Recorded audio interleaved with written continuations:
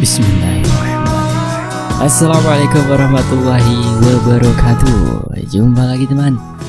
Kali ini saya akan bawain kisah dari Restu Wiraatmaja. Siapapun kamu, jika sudah bersekutu dengannya, bersiaplah untuk melihat kematian yang memilukan. Berdasarkan dari kisah nyata bersekutu dengan Nyi Ratu. Agar kita bisa masuk ke selengkapnya, kita harus segera berdoa ya. A'udzubikalimatillahit tammati min syarri ma khalaq. Bismillahirrahmanirrahim. Ma'asmihi syai'un fil ardi wa fis sama' wa huwas sami'ul 'alim. Allahumma sholli ala sayyidina Muhammad sallallahu alaihi wasallam. Ini dia selengkapnya.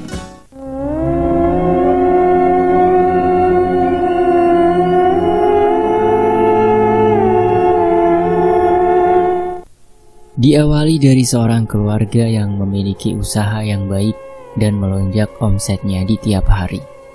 Sebut saja Pak Bambang dan Ibu Lastri. Keduanya memiliki bisnis yang berbeda-beda, namun tujuan mereka tetap sama. Pak Bambang berjualan di dekat pasar, sedangkan Bu Lastri hanya mengandalkan sosmed sebagai alat bantu penjualannya. Keduanya sukses mendapatkan banyak sekali keuntungan dari masing-masing penjualannya. Suatu hari, bapak dari Pak Bambang mendatangi rumahnya sambil membawa istri tercintanya bernama Ibu Sartika. Sedangkan bapak dari Pak Bambang bernama Pak Atmojo. Mereka berdua bermaksud untuk membicarakan kehidupannya masing-masing. "Bagaimana kabarmu, Nak?" tanya Bu Sartika. "Baik, Bu. Ibu sama bapak bagaimana kabarnya?" tanya balik Pak Bambang. "Apik, alhamdulillah." Lastri membawakan hidangan ke arah mereka bertiga. "Monggo disambi." Bu Sartika mengangkat cangkir yang berisi teh itu terlebih dahulu. "Aku datang ke sini karena ada hajat yang ingin disampaikan secepatnya," ucap Bu Sartika. "Hajat nopo, Bu?" tanya Pak Bambang. Bu Sartika menyeruput kopi itu dengan tenang, elegan, dan mempesona. Layaknya menyeruput kopi kaum keraton yang begitu mewah. "Kamu tahu, kita sudah berada di terah yang ke-10 dan itu jatuh kepada kamu," ucap Bu Sartika. "Terah ke-10?" tanya Lastri. "Terah kami secara turun-temurun sangat taat kepada Nyai Ratu Roro Kidul. Begitu juga dengan ketentuan yang harus dilakukan oleh terah ke-10. Dia harus menjalani tirakat untuk merawat tradisi yang sudah sejak lama dilakukan oleh para leluhur kami," ucap Pak Atmojo. "Merawat tradisi apa, Pak?" tanya Lastri dengan lembut. Pak Atmojo berdiri ketegak dan menatap dengan kuat langit-langit rumah. "Tradisi kami adalah menumbalkan anak pertama agar anak kedua dan ketiga bisa selamat," jelas Pak Atmojo. "Hah?" teriak Lastri. Lastri didapati sedang hamil, entah mengapa. Semenjak mendengar itu, perutnya begitu sangat sakit. "Pak, ini hayalan semata kan?" tanya Bambang sambil menghadap ke arah Pak Atmojo. "Kamu tidak tahu, Nak. Bapak sama ibumu sudah dijadikan pelayan oleh Nyi Ratu," jelas Pak Atmojo. Bambang menampakkan wajah sedihnya ke arah ibunya, Bu Sartika. "Bu, ini bohong kan?" tanya Bambang. "Mas, opo maksudnya iki, Mas? Apa benar yang dikatakan oleh Bapak?" tanya Lastri sambil memegang kedua tangan Bambang. "Lastri, kamu tidak usah ikut campur," jawab Bambang. "Apa? Aku tidak usah ikut-ikutan. Kamu kebangetan, Mas. Ini anakmu, Mas. Ini anakmu," tangis Lastri. Pak Atmojo menarik Lastri dan membiarkannya untuk duduk lalu meminum teh yang telah dihidangkan oleh dirinya. "Minum dulu, Nduk.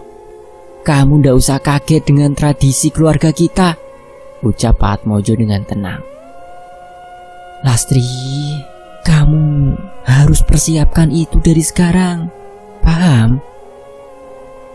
Ucapan Bu Sartika itu membuat Lastri menambah benci akan keluarga Bambang. "Bagaimana denganmu, Nak? Kamu sudah enak kan?"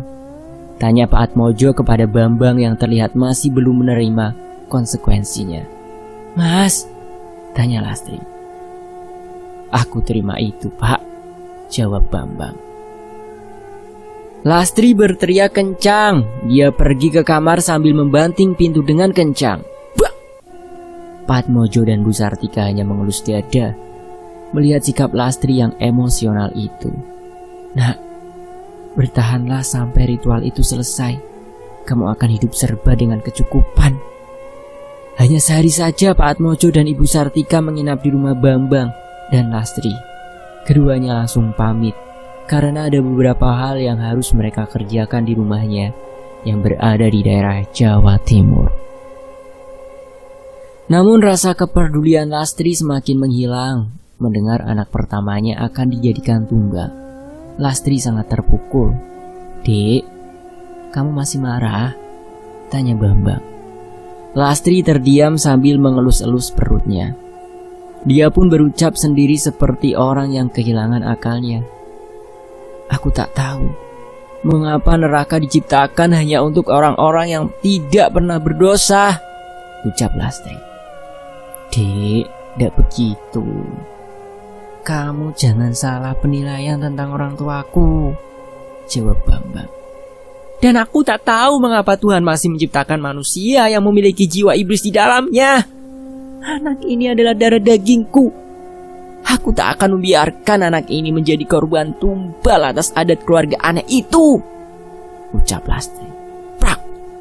Teruslah bicara, teruskan ocehanmu." Lastri memegangi pipinya yang tertampar keras oleh tangan kuat Bambang. "Aku tak sanggup hidup lagi. Di zaman yang serba modern ini, kenapa masih ada manusia yang berhati keras?" jelas Lastri. Bambang semakin geram. Dia pun mencoba untuk meyakinkan Lastri agar mendengarkan segala nasihat dan perkataannya. "Kamu tahu, Lastri, aku juga tidak mau anak ini dijadikan korban. Tapi apalah daya, aku ini teraka 10. Aku tidak bisa menolaknya.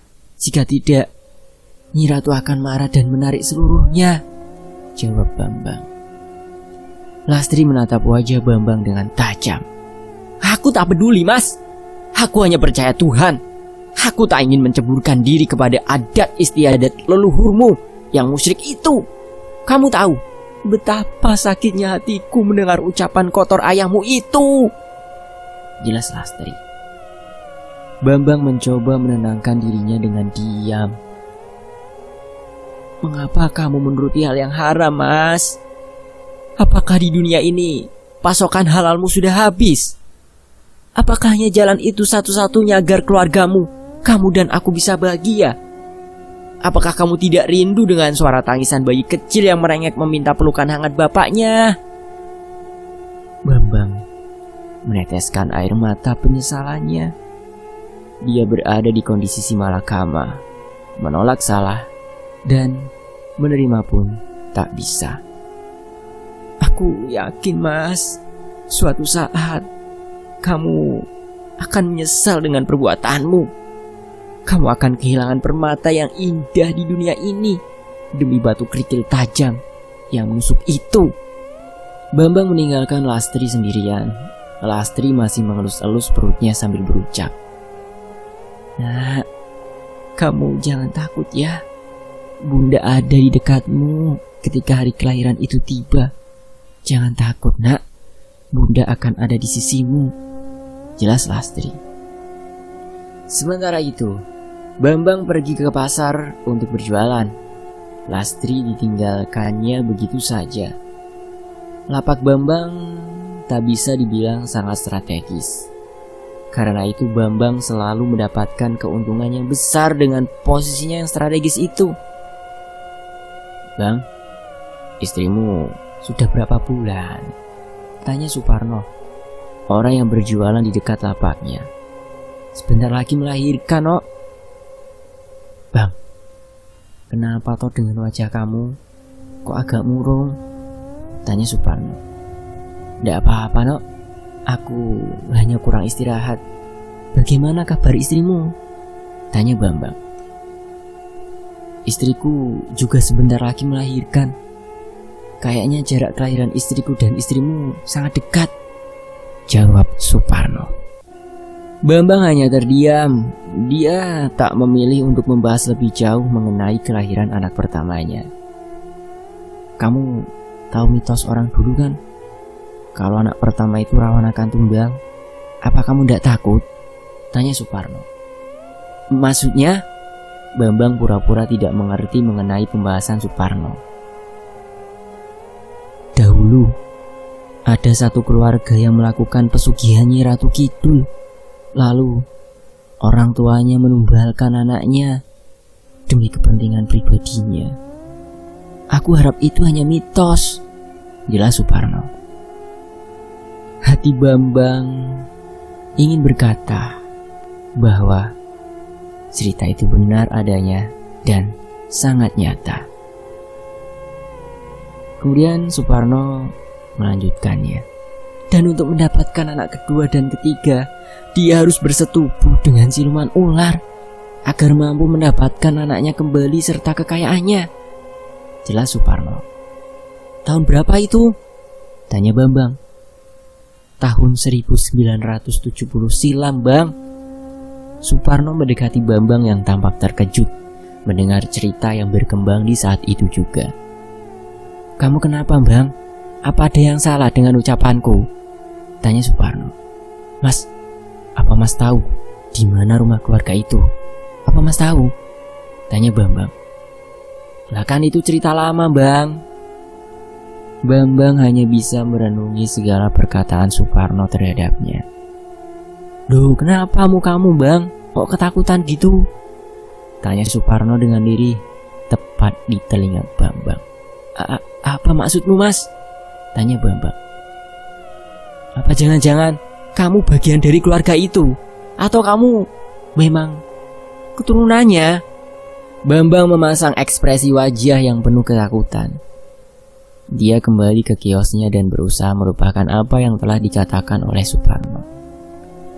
Namun hati Suparno sangat yakin bahwa Bambang menyimpan rahasia yang belum diketahui olehnya. Kita menuju ke rumah Ibu Sartika dan Pak Atmojo. Ibu Sartika berkata, setiap tahunnya Nyi Ratu mendapatkan banyak tumbal dari segi letak kesepakatan awal. Karena itu, kita juga tidak bisa memprediksi datangnya waktu tumbal itu tiba.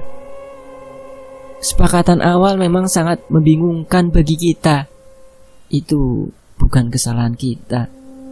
Namun itu sudah menjadi alur cerita kehidupan kita. Segala nasib, tujuan, dan kehendaknya sudah berjalan dengan sempurna di bawah titah Nyi Ratu, jelas Ibu Sartika. Mengenai anak pertama, apakah kita menumbalkannya tepat setelah melahirkan? Pertanyaan Pak Atmojo ini membuat Ibu Sartika tertawa kencang. Tampaknya Pak Atmojo belum memahami sedikit pun tentang apa yang dikatakan olehnya. Kau tak pernah memahami orang lain. Itulah mengapa untuk memahami diri sendiri pun kau tak bisa, jelas Ibu Sartika. Aku jelaskan kembali. Nyi Ratu akan menyiapkan waktunya ketika kembang mulai berguguran dan laut pantai tidak tampak pasang dan juga tidak tampak surut. Lalu bau pasir pantai sangat harum untuk dijadikan langkah bijaksana seorang ratu, yaitu Ratu Kidul, jelas Ibu Sartika. Jadi kesimpulannya hanya satu. Tepat di waktu itu kekayaan kita akan menambah. Semua yang terikat dengan kita akan menjadi tarikan tumbal bagi kita sendiri. Jangan heran jika nanti ada teman terdekat Bambang yang anaknya akan dijadikan tumbal. Itu karena ikatan hubungan. Astagfirullah. Patmojo sangat ngeri mendengarnya. Dia seperti melihat sosok iblis yang begitu nyata di hadapannya. Persiapkanlah untuk besok, karena kemungkinan kembang-kembangan akan bermekaran dan bau pasir pantai sudah tercium jelas. Jelas Ibu Sartika. Baik, akan aku siapkan, kata Atmojo. Sementara itu siang hari di pasar, Suparno sudah siap untuk menutup warung, namun tidak untuk Bambang. Dia masih sibuk dengan kondisinya yang belum siap untuk pulang. Mas, balik ndak? Tanya Suparno. Kamu duluan aja, Nok. Aku masih ngitungin dulu. Suparno tampak curiga dengan keadaan Bambang yang sekarang. Seperti merasa tertekan dengan sesuatu. Oh ya sudah, aku pulang dulu ya. Jangan lupa istri kamu nungguin di rumah, ucap Suparno.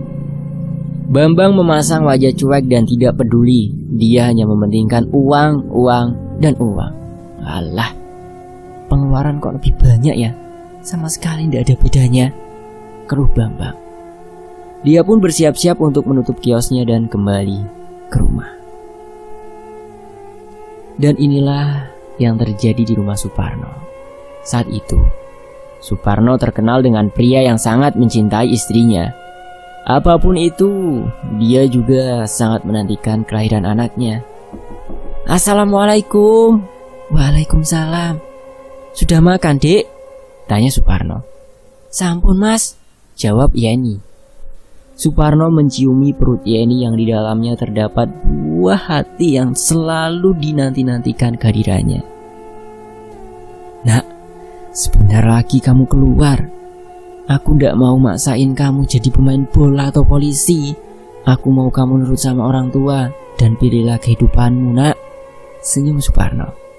Yeni tersenyum sekaligus terharu mendengarnya. Mas nggak mau makan dulu? Tanya Yeni. Mas masih kangen sama anak kita yang ada di dalam sana. Dia lagi ngapain ya? Tanya Suparno. Mas ini, ayo makan. Aku suapin mau ndak? Tanya Yeni. Kamu mau nyuapin aku? Betapa girangnya Suparno mendapati istrinya seperti Yeni yang cantik, baik hati dan penurut, serta mengerti akan keadaan suaminya. Iya mas, aku suapin kok. Asik, sudah lama Dek kita gak main suap-suapan. Terakhir kali pas masa pacaran dulu. Hehehe, senyum Suparno. Yeni tertawa mendengar nostalgia masa pacaran dulu. Keduanya dipertemukan di suatu tempat yang sangat indah dan berkesan terhadap keduanya. Sementara itu, di rumah Lastri. Lastri, kok pintu depan kebuka gitu aja? Kalau ada maling yang masuk gimana? Teriak Bambang. Lastri keluar dari kamar dengan menggunakan mukena. Tampak perut buncitnya yang sudah membesar. Dia langsung menutup pintu dan kembali lagi ke kamar. Bambang yang melihat tingkah anak istrinya itu langsung naik darah dan menggedor-gedor pintu kamar Lastri. Buka pintunya, buka sekarang, teriak Bambang. Lastri membuka pintu kamarnya dan menatap cuek amarah Bambang. Kamu kenapa? Ada suamimu baru datang. Bukannya disiapkan kopi atau makanan, ini malah fokus ngaji. Pintu depan dibuka lebar. Gimana kalau ya ada maling? Kamu mau tanggung jawab? Udah mas, kamu tuh datang-datang berisik. Kamu mau apa sekarang? Tanya Lastri. Bambang mendekatkan wajahnya ke wajah Lastri sambil berucap, kamu mau anakmu dijadikan tumbal? Jika tidak mau, turuti kemauanku, ucap Bambang. Ekspresi wajah Lastri berubah menjadi sangat ketakutan. Dia terus memegangi perutnya. Buatkan aku kopi, sekarang, pinta Bambang. Lastri pun membuatkan kopi untuk Bambang. Di sela-sela Bambang sedang merenung, dia teringat akan perkataan kedua orang tuanya. Pikirannya terbenam sesaat ketika Lastri hadir sambil menyuguhkan kopi. Sebentar, aku ingin bicara denganmu, ucap Bambang. Lastri duduk di hadapan Bambang. Kau tahu, hari ini aku sedang memikirkan keselamatan anak yang berada di perutmu itu. Aku tak tahu harus berbuat apa selain menyerahkan semuanya kepada kedua orang tuaku. Namun dengan kondisi mentalmu yang sekarang aku merasa sangat kasihan. Jelas Bambang. Lastri tetap terdiam. Dia tak mengucapkan sepatah kata pun di hadapan Bambang. Kau tahu ya nih, istrinya Suparno itu sebentar lagi akan melahirkan. Jelas Bambang. Bambang melanjutkan perkataannya. Aku tahu naluri perempuan saat mendengar kabar anaknya akan dijadikan tumbal. Bambang memegangi kedua tangan Lastri. Namun Lastri menariknya kembali dan mencoba untuk menghindar dari Bambang. Kamu masih mencintaiku kan? Tanya Bambang. Lastri pun memberanikan diri untuk menatap Bambang. Apakah cinta bisa disetarakan dengan rasa sakit yang aku rasakan? Jawab Lastri, yang itu membuat Bambang terenyuh. Aku akan menjadi seorang ibu, dan kau akan menjadi seorang ayah. Mengapa kita tidak pernah mensyukuri hal besar yang Tuhan berikan? Mengapa hanya harta yang menjadikan patokan kebahagiaan kita? Kenapa? Tanya Lastri. Ya, aku tahu ini berat. Namun aku terakes 10. Tidak mungkin aku melanggar pantangan keluargaku sendiri. Jelas Bambang. Kalau begitu, mengapa tidak kau ceraikan aku? Apa itu membuatmu juga akan menjadi ambisius yang terus mengejar anak ini? Tanya Lastri. Apa kamu gila? Anakmu adalah tujuan dari kita semua. Jelas Bambang. Jika memang itu tujuanmu, aku tidak akan membiarkan tanganmu untuk menyentuh jari jemari anak ini ketika dia telah lahir. Jawab Lastri. Dia pun pergi meninggalkan Bambang seorang diri. Betapa sakitnya hati Lastri ketika diketahui pernikahan di antara keduanya adalah karena pesugihan semata. Bambang sendiri tidak percaya bahwa kehadiran orang tuanya dalam kehidupan barunya ini memberikan tekanan mental bagi Lastri. Pantas saja, ibunya pernah mengatakan sesuatu rahasia tentang wanita yang harus dinikahinya. Ibu Sartika pernah berkata bahwa menikahlah dengan seorang wanita yang bodoh. Dia akan mencintai suaminya lebih dari apapun. Jika telah hamil, persiapkan dirimu untuk menjadi penerus dari keluarga yang mengabdikan diri kepada tuanmu. Dan Bambang baru sadar bahwa tuannya ialah Nyi Ratu Kidul. Sejak puluhan tahun yang lalu, leluhurnya telah menjadi abdi dari Nyi Ratu Kidul. Dan ketika keturunan ke-10 ingin memiliki keturunan lagi, pilihannya ada 2. Ambil anaknya di masa hamil atau setelah melahirkan. Masa kelahiran Lastri akan tiba. Begitu juga persiapan yang telah dilakukan oleh Bambang telah matang. Semenjak diketahui Lastri akan melahirkan, Bambang jadi sangat perhatian terhadap Lastri. Dia seringkali menemani Lastri dan mengikuti segala apa yang diinginkannya. Begitu juga dengan Ibu Sartika dan Pak Atmojo. Mereka berdua sering sekali mengunjungi Lastri pasca kelahirannya. Tepat di malam Jumat, Lastri mengeluhkan akan perutnya. Hal ini mengundang kedua orang tua Bambang untuk melakukan persalinannya secara tertutup. Kita tidak usah membawa Lastri menuju rumah sakit. Biar aku saja yang melakukan proses persalinan. Jelas Bu Sartika. Bu, apa tidak terlalu mencurigai terhadap warga dan yang lainnya? Tanya Pak Atmojo. Justru dengan dalih inilah kita bisa mengatakan kelahiran Lastri adalah kelahiran yang gagal. Ketika bayi ini telah lahir, Nyi Ratu akan mencium bau darah yang menempel di tubuh bayi ini. Karena itu, aku tak ingin jika kelahirannya berada di rumah sakit, karena akan sangat sulit menyerahkan bayi ini kepada Nyi Ratu. Jelas Bu Sartika. Pak Atmojo hanya menuruti apa yang dikatakan oleh Bu Lastri terhadapnya. Berada di penghujung kelahiran, Lastri sangat tersiksa. Dia belum mengerti sama sekali mengapa dirinya belum juga dibawa ke rumah sakit. Sementara itu di rumah Bambang dan Lastri. Sabar ya Dik, sebentar lagi orang yang membantu persalinanmu akan datang. jelas Bambang. Hah? Kau menggunakan dukun? Tanya Lastri. Tidak ada waktu lagi. Aku tidak ingin terlalu banyak resiko terhadap masa kelahiranmu, jelas Bambang. Akhirnya masuklah 2 orang misterius. Si dukun itu menggunakan penutup wajah dan tampak sangat misterius. Padahal dukun itu adalah Ibu Sartika sendiri. Monggo Mbah, ucap Bambang. Sedangkan 1 orang laginya menyiapkan air hangat di dalam wadah. Kelahiran pun tiba. Lastri dengan sekuat tenaga mendorong bayi itu agar keluar dari dalam perutnya. Dukun itu mencoba untuk mempermudah Lastri agar mengeluarkan bayi tersebut. Nafas Lastri sudah tak kuat untuk mendorong bayi itu. Namun anehnya, di sela-sela lemahnya tubuh Lastri, bayi itu justru keluar dengan selamat dan memekikkan tangisan yang selama ini dirindukan oleh Lastri.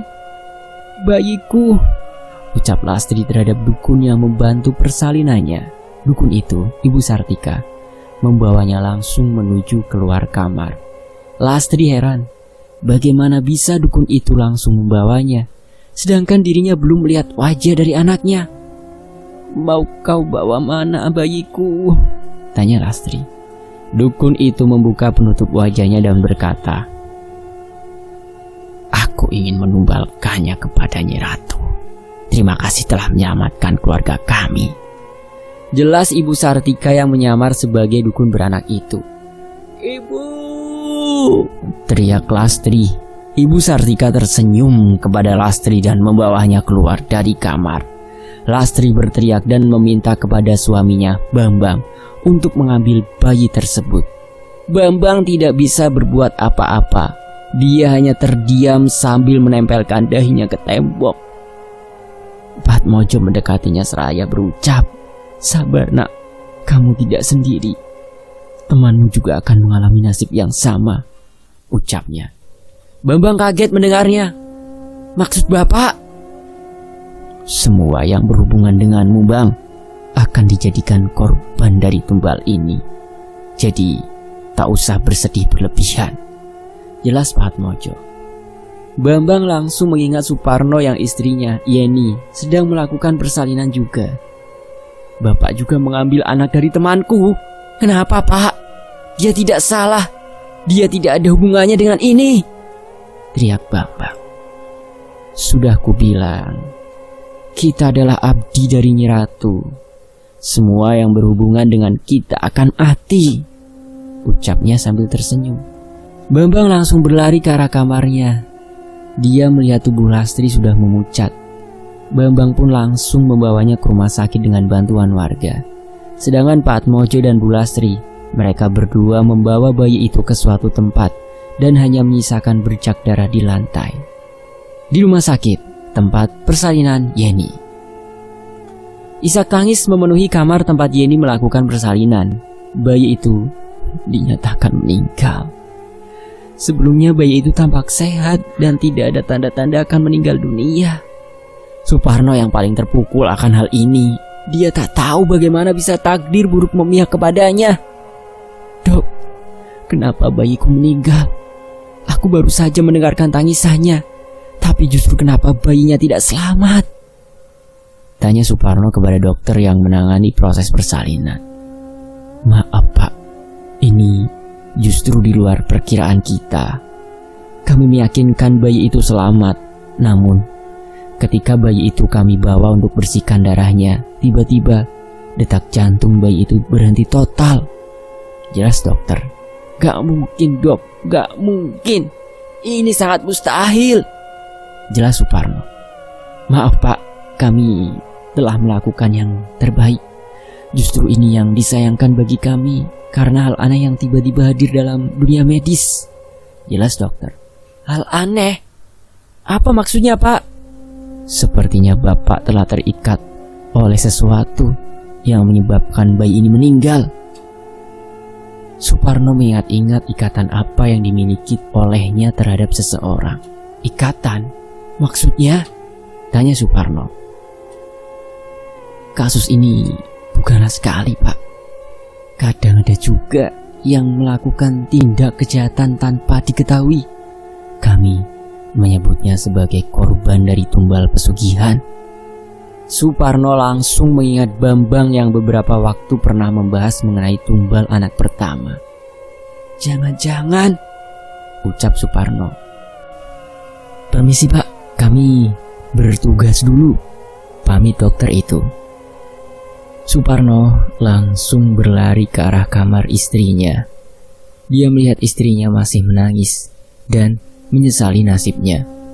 Mas, kenapa bayi kita meninggal? Tanya Yeni sambil memegangi perutnya. Yeni, ucap Suparno sambil meneteskan air mata sedihnya.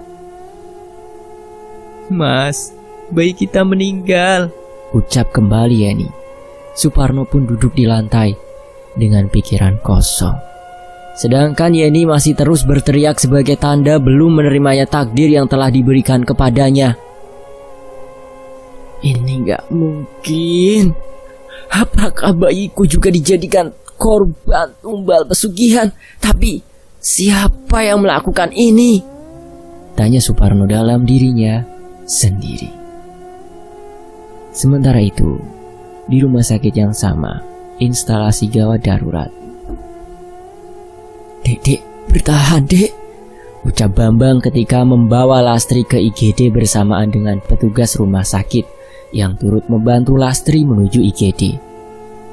Setelah berada di ruangan IGD, dokter tidak memperbolehkan Bambang untuk masuk. Dia pun menunggu di luaran ruangan. Dalam benaknya, Bambang masih memikirkan nasib dari bayinya dan nasib dari bayi Suparno yang dikatakan akan menjadi tumbal juga. Di sela-sela buntutnya pikiran Bambang, dia pun berjalan menuju luaran untuk sekedar mencari warung dan menenangkan diri di sana. Namun, dari kejauhan, Bambang melihat Suparno yang sedang terduduk lesu di sebuah warung. Bambang pun menghampiri Suparno dan bertanya, apa yang terjadi dengan persalinan istrinya? Noh, gimana anakmu? Tanya Bambang. Suparno terkejut jika Bambang menghampirinya. Kamu, berani-beraninya muncul di hadapanku, teriak Suparno. Noh, kamu kenapa? Ya, begitu kata Suparno. Bambang hanya terdiam dengan tubuh yang melemas ketika kata itu benar diucapkan oleh mulut Suparno sendiri. Orang tuamu adalah keturunan yang dibicarakan oleh orang terdahulu.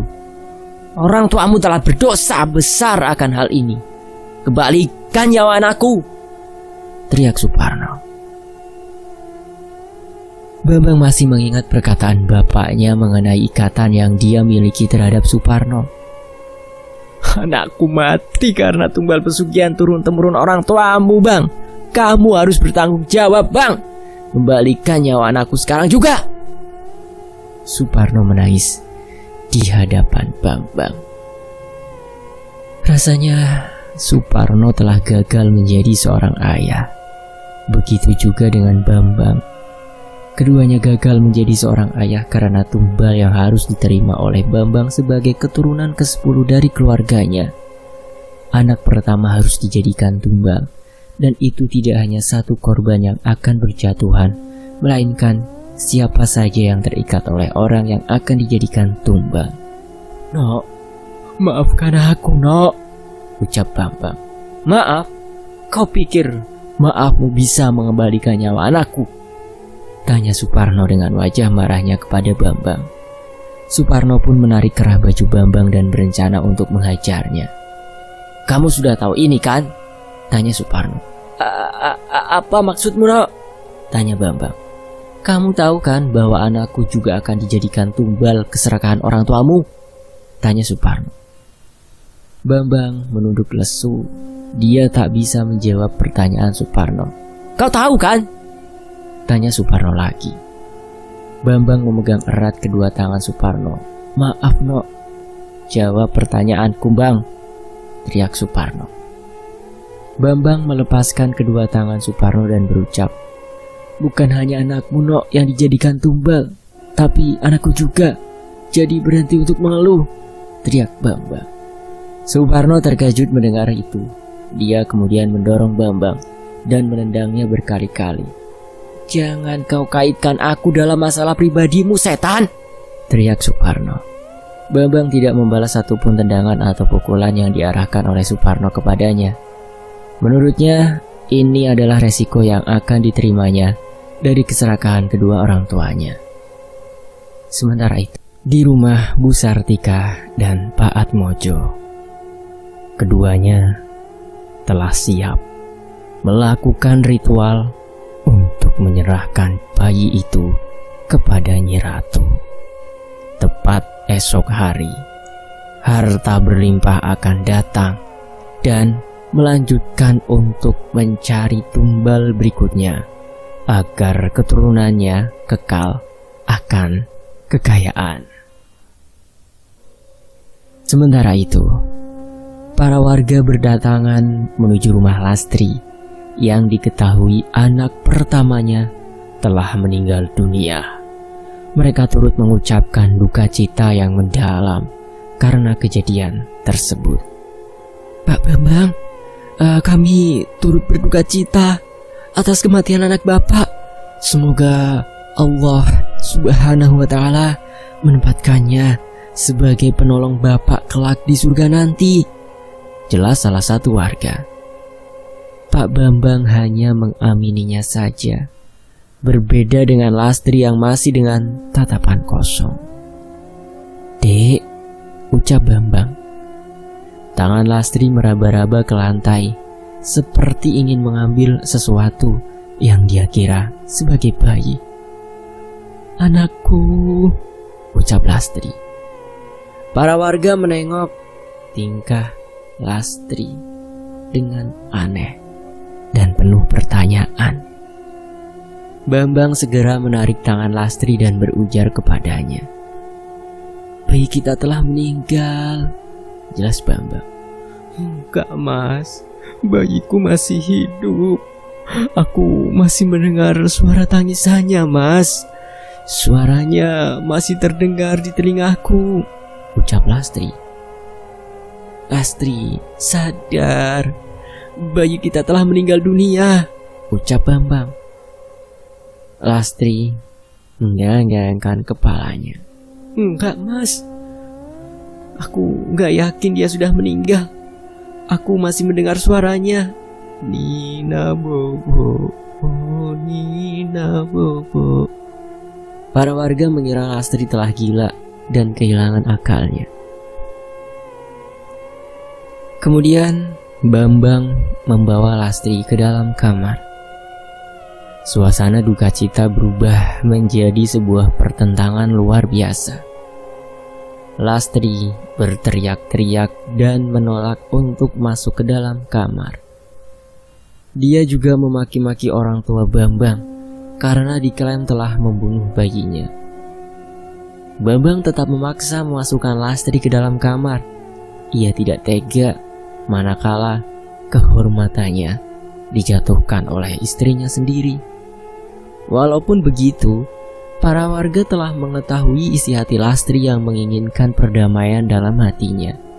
Dia juga menginginkan ketenangan serta keadilan di dunia ini terhadap orang-orang yang sengaja menghancurkan hidupnya demi ambisi dan keinginan butanya.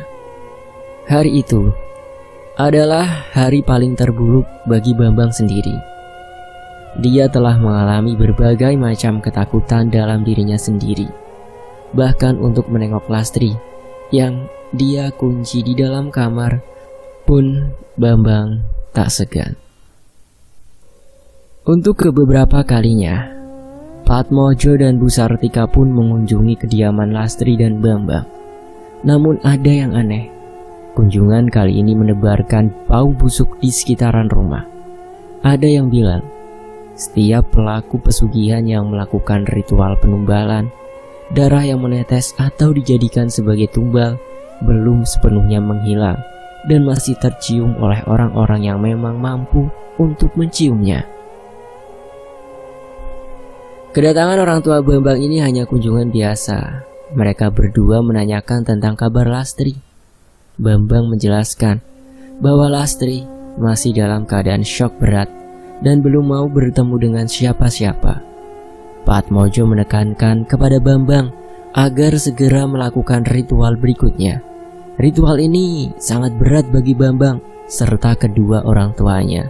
Namun, jika memang tidak bisa dijalankan, maka keluarganya akan terkena tulah atau bencana tersendiri. Patmojo berucap saat di rumah Bambang, "Ritual ini belum selesai." Kemudian Bambang menjawab, "Apalagi, Pak? Bapak dan Ibu tidak tahu kita sedang berduka. Kenapa banyak sekali ritualnya?" "Ritual ini adalah puncak dari segala ritual dan hanya bisa dilakukan oleh dirimu sendiri," jelas Patmojo. Bambang menyimak penjelasan Patmojo. Begini kata Patmojo, "Kamu harus melakukan persetubuhan dengan Nyi Ratu di tiap malam Jumat Kliwon saat tengah malam. Sediakan kamar khusus agar rencana ini tidak diketahui oleh istrimu," jelas Patmojo. Dan inilah dia ritual terakhir, yang adalah melakukan persetubuhan. Tentu saja Bambang terkejut mendengar ini. Bu Sartika memegangi kedua tangan Bambang. "Pilihlah sekarang, Nak. Apakah kamu ingin memilih istrimu atau kedua orang tuamu?" tanya Bu Sartika. "Bu, aku tidak bisa," kata Bambang. "Kamu bisa. Ini adalah puncak ritual kita," ucap Patmojo. Puncak dari ritual yang harus dijalankan agar harta dan kekayaan bisa berada di genggaman orang tuanya adalah Bambang yang harus melakukan persetubuhan dengan Nyi Ratu. Jawaban Bambang masih sama. Dia tetap menolak karena melihat kondisi psikis Lastri yang sudah rusak. Dia juga ingin menyudahi hal itu terjadi. Namun tak sama dengan yang pertama. Ritual puncak ini harus dilakukan secara suka sama suka dan tidak ada paksaan. Sementara itu, tengah malam di rumah Lastri, terdengar suara ketukan pintu menggema di telinga Lastri. Dia terbangun dan melihat kondisi kamar yang sumpek. Matanya menangkap bayang-bayang yang bergoyang di tiap sudut. Lastri mengucek kedua matanya dengan cepat. "Ini jam berapa?" tanya Lastri. Dia melihat jam dinding telah menunjukkan pukul 1 pagi. Kamar masih terkunci dan membiarkan Lastri seorang diri di dalam kamar sambil merenungkan nasib bayinya yang belum tahu kabar kelanjutannya. Lastri pun ingin tahu siapa yang mengunjungi rumahnya di pagi buta seperti ini. Dia tak pernah kedapatan tamu manapun yang datang ke rumahnya di waktu yang sangat pagi ini. Lastri tak pernah tahu apa yang terjadi di luaran sana. Dia melangkah menuju pintu kamar dan mendapati sebuah percakapan lirih yang dia yakini adalah suara suaminya, Bambang. Lastri segera menempelkan daun telinganya ke pintu dan menangkap beberapa kalimat aneh yang belum pernah ia dengar sebelumnya. "Jangan lupa dengan ritual akhirmu. Tubuhmu akan dijadikan tebusan dari orang tuamu," ucap seorang wanita yang sedang membahas ritual akhir. Iya Nyi, aku mengerti," ucap Bambang. Lastri mencoba untuk menggertak dengan membuka paksa pintunya. Namun ternyata ia sadar bahwa wanita itu bukanlah seorang manusia, melainkan sebuah perjanjian akhir dari keluarga kedua orang tua Bambang. Lastri menyadari langkah kaki Bambang menuju kamar. Dia pun kembali ke kasur dan berpura-pura tidur. Ceklek, pintu terbuka.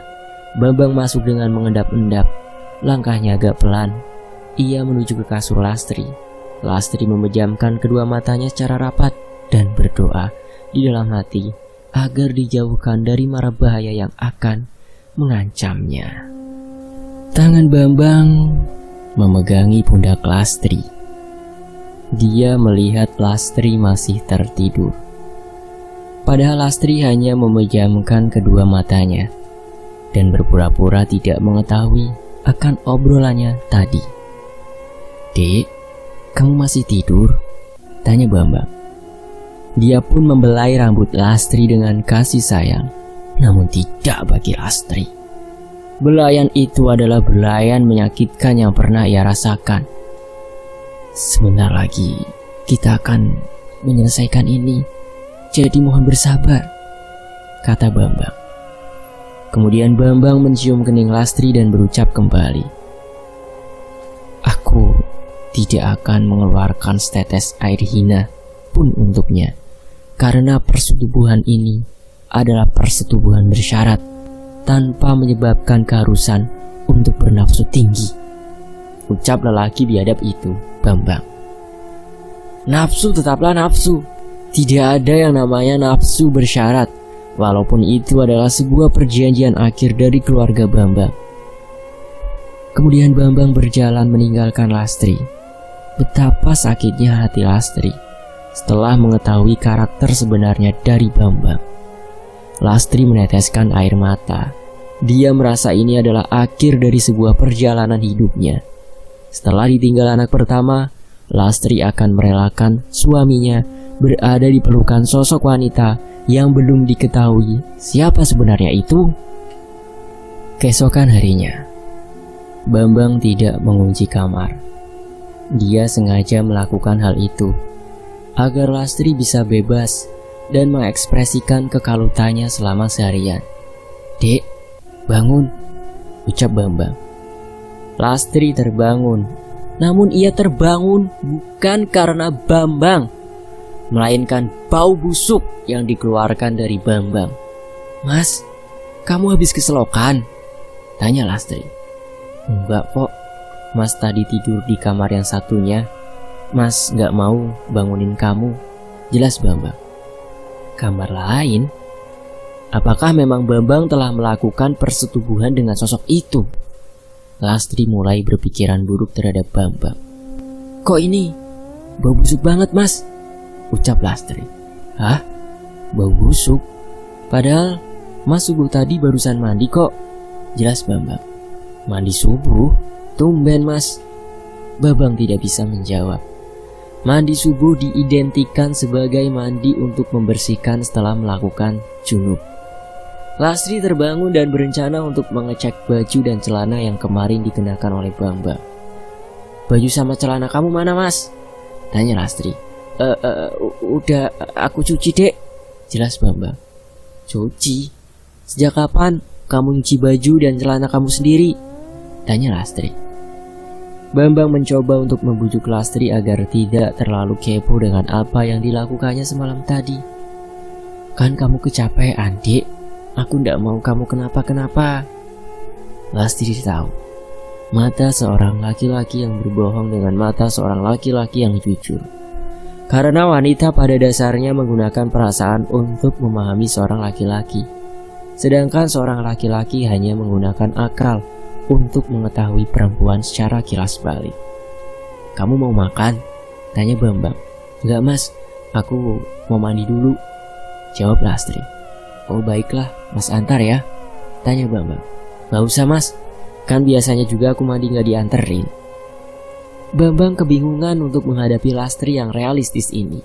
Oh ya, aku barusan mengganti air bak mandi karena kemarin sangat kotor, jadi aku menggantinya," jelas Bambang. Lastri tidak peduli dengan kamar mandi.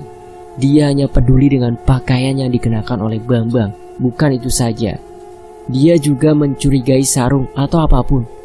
Lastri langsung menuju ke kamar mandi dan berupaya untuk mencari cara agar rencananya tidak terendus oleh Bambang. Dia pun melihat beberapa potongan bulu kemaluan yang diyakini sebagai bulu kemaluan Bambang.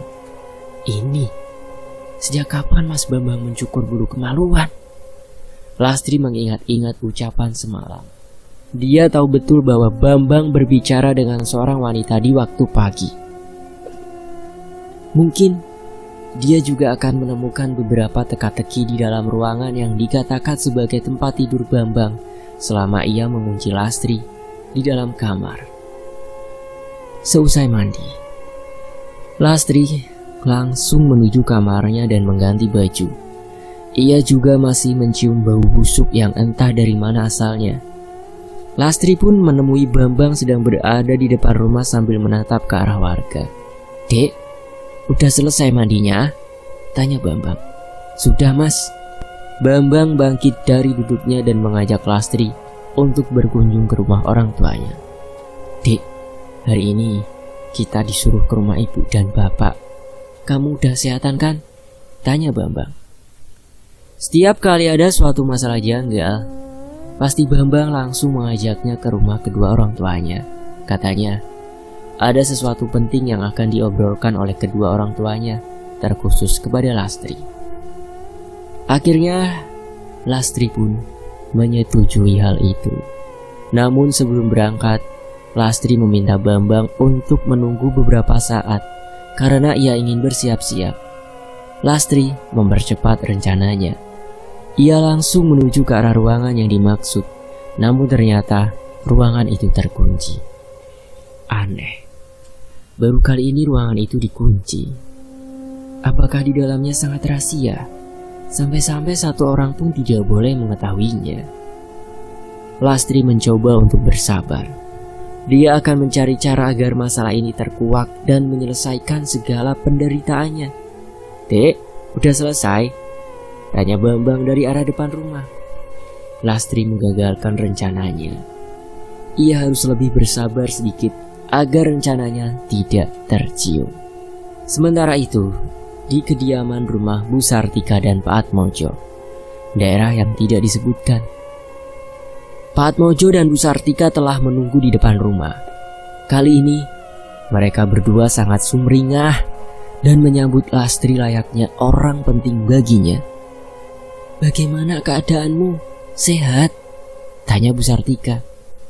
Tumben, kenapa Bu Sartika dan Pak Atmojo sangat berbeda sifatnya. Lastri tidak memperdulikan itu. Yang pasti, ia sangat mengingat betul bahwa bayinya telah diambil oleh iblis wanita itu. "Ayo masuk, Nak. Ibu telah membuatkan makanan enak untuk kamu," jelas Bu Sartika.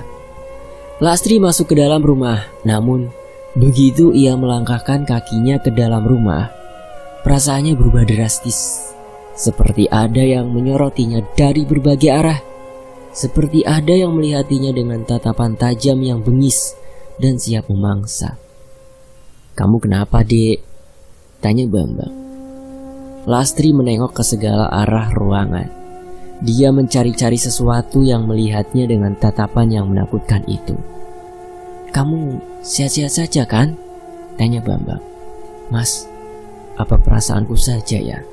Kok aku seperti dilihatin banyak orang, tapi gak nampak wujudnya?"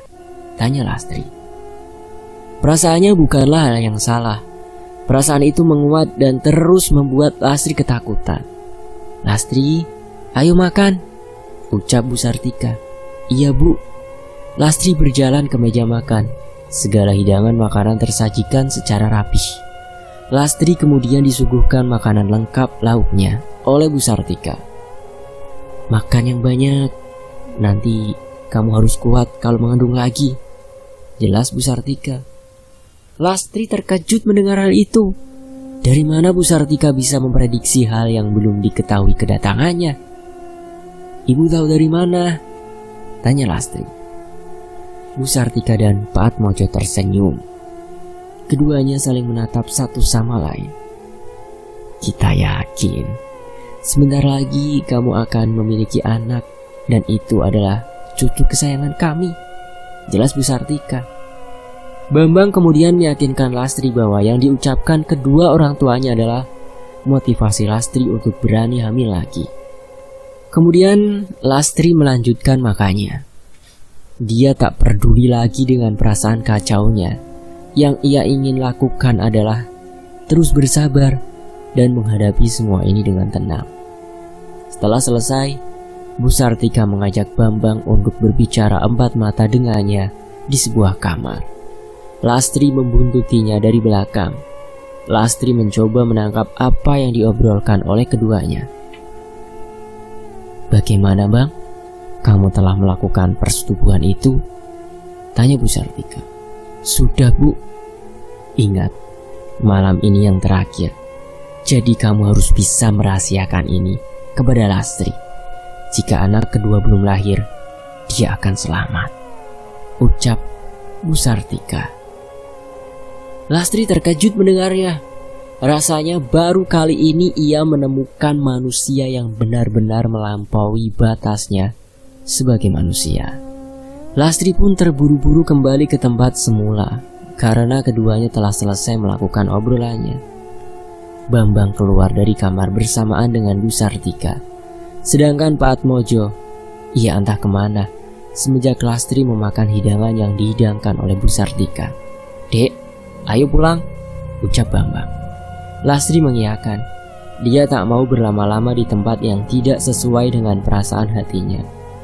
Entah kenapa, perasaan Lastri tidak enak. Dia seperti memiliki perasaan buruk yang akan menimpa suaminya. Begitu juga dengan mertuanya. Singkat cerita, malam hari di rumah Lastri. Kali ini Bambang tidur bersamanya.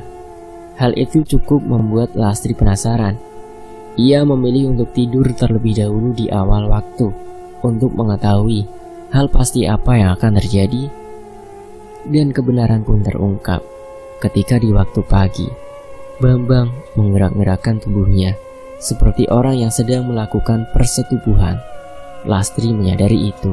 Namun aneh, semenjak tadi Lastri tidak menyadari kehadiran seorang wanita. Ia juga mendengar suara desahan suaminya yang begitu memekik di telinga Lastri. Lastri hanya bisa menangis secara diam di sampingnya. Secara nyata, suaminya sedang melakukan persetubuhan dengan sosok yang diyakini sebagai perjanjian terakhir dari keluarganya. Setelah usai, suaminya bangkit dan mengecek Lastri apakah ia masih tertidur. Dan Lastri memejamkan kedua matanya rapat-rapat agar dia bisa menyembunyikan rasa penasarannya dari suaminya. "Dek, maaf ya, aku melakukan ini demi keluargaku. Maaf, Dek," ucap Bambang.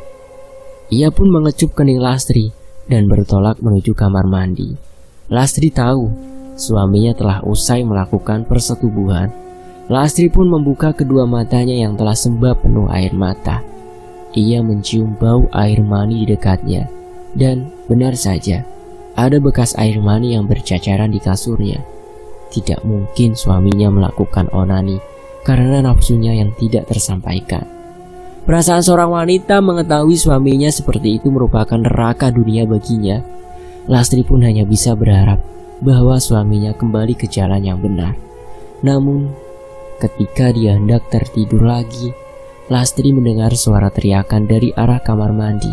Dan suara teriakan itu berasal dari suaminya. Lastri dengan cepat berlari ke arah kamar mandi untuk mengetahui apa yang terjadi.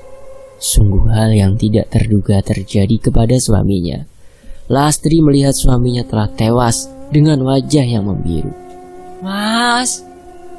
teriak Lastri. Bambang meninggal dunia secara misterius.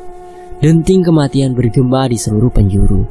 Pengumuman akan kematian Bambang menjadi tanda tanya besar. Rumah Lastri penuh akan banyak warga yang ingin mengetahui kematian Bambang yang misterius itu. Anehnya, meninggalnya Bambang ini tidak dihadiri oleh kedua orang tuanya. Seperti lenyap dan ditelan bumi. Pak Atmojo dan Bu Sartika menghilang dari kediamannya. Keduanya tidak diketahui keberadaannya sampai sekarang. Akhirnya, ada orang pintar yang membuka teka-teki akan kematian Bambang dan memberitahu mengenai perjanjian terakhir yang harus dilakukan. Beliau bernama Pak Mamat. Pak Mamat datang bersama Suparno dan istrinya yang telah tahu perbuatan jahat Bambang. Begini penjelasan Pak Mamat. "Suamimu berada pada keputusan yang membingungkan. Dia terjebak oleh perjanjian kedua orang tuanya. Persetubuhan yang dilakukan suamimu bukanlah suka sama suka." Maksudnya, Pak?" tanya Lastri dengan nada sedih. Istri Suparno mencoba menenangkan Lastri yang sedang berduka itu. "Suamimu menyayangimu. Dia melakukan persetubuhan itu dengan ketidaksukaan hatinya. Ia menjalani hal ini agar kamu selamat. Jelas Pak Mamat. Jadi suamiku mengorbankan diri demi aku? Tanya Lastri. Benar. Kedua orang tuanya telah ditarik ke alam lain karena melanggar perjanjian terakhir itu. Cobalah untuk memaafkan suamimu. Aku yakin dia sedang bersedih. Jelas Pak Mamat. Lastri tidak kuasa menahan derasnya air mata yang akan menetes dari kedua matanya. Ia merasa gagal karena tidak bisa menjaga suaminya. Dan untuk bayi yang ditumbalkan, kedua bayi itu adalah syarat awal. Jadi, berhati-hatilah untuk tidak terjerumus ke dalam pesugihan tersebut. Lastri diminta untuk menjual rumah itu dan kembali ke orang tuanya, karena rumah itu telah tercemar oleh bau busuk yang belum juga menghilang. Akhirnya dengan terpaksa Lastri menutup masa lalunya dengan menjadi pribadi yang kuat. Cerita ini merupakan kesaksian hidup seorang narasumber yang tidak ingin disebutkan nama dan juga daerahnya. Pelajaran dari kisah ini sangat banyak. Intinya, harta tidak menjamin kebahagiaan. Yang menjamin kebahagiaan adalah ketenangan dan kenyamanan dalam menjalani hidup dan mampu beribadah kepada Tuhan Yang Maha Esa dengan sebaik mungkin. Dan terima kasih atas izin yang diberikan oleh Mas Rama. Untuk teman-teman yang mau mendukung dengan saweran, teman-teman bisa menyawernya ya di saweria.co/restuwira. Nanti akan saya taruh di box deskripsi. Dan terima kasih buat teman-teman juga yang sudah menyimak kisah ini di sini. Semoga mendapat manfaat ya. Dan sampai jumpa di kisah lainnya. Wassalamualaikum warahmatullahi wabarakatuh. Tetap di Fakta Sejarah. Alhamdulillah ya.